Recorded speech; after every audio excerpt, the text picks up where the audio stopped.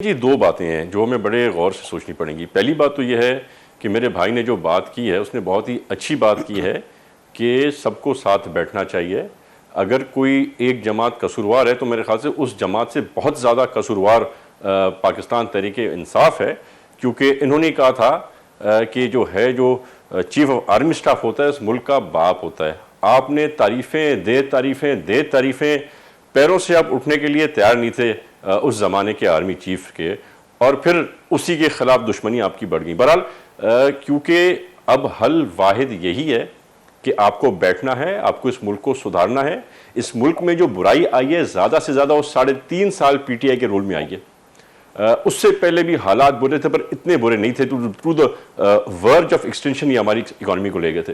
अब क्या होगा, इनको बैठना चाहिए, बात करना चाहिए। अब सेकंड इशू क्या आ जाता है, दूसरा मसला जो मेन मसला है, मसला ये है कि क्योंकि पीटीआई या इमरान नियाजी हमेशा से लेके पावर में जो एक बार आया है, बैसाखियों पे आया है, जिस तरह से उसको लाया गया, जिस तरह से धांधली की गई पिछले इलेक्शन में जब ये प्राइम मिनिस्टर बने थे, वो भी रिकॉर्ड ब्रेकिंग थी। जिस तरह आरटीएस सिस्टम को बिठाया गया, जो मेरे साथ ज्यादतियां हुई, मेरे वालिद साहब के साथ सियासी इंतकाम किए गए उस इलेक्शन के दौर में, तो वो तो हम भूल नहीं सकते।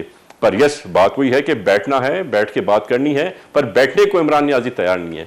जिस तरह से बच्चा अपनी माँ को पुकारता है तकलीफ में, उस तरह से खान साहब आज भी फौज को बुलाते हैं अपनी तकलीफ के अंदर।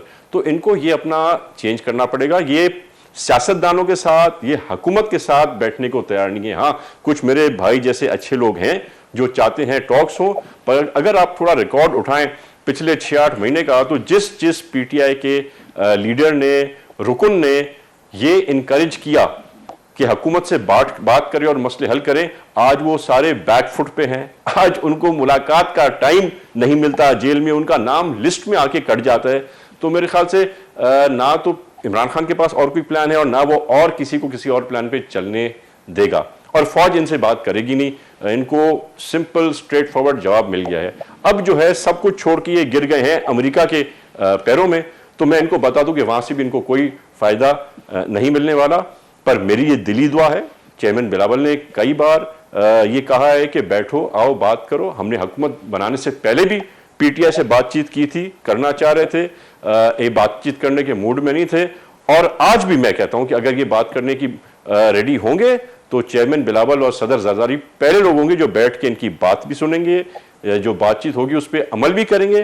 पर ये ना समझें कि आप बातचीत करने से पहले कंडीशन रखेंगे कि इमरान नियाजी को गिरफ्तारी से छोड़ दिया जाए, केसेस खत्म हो जाएं।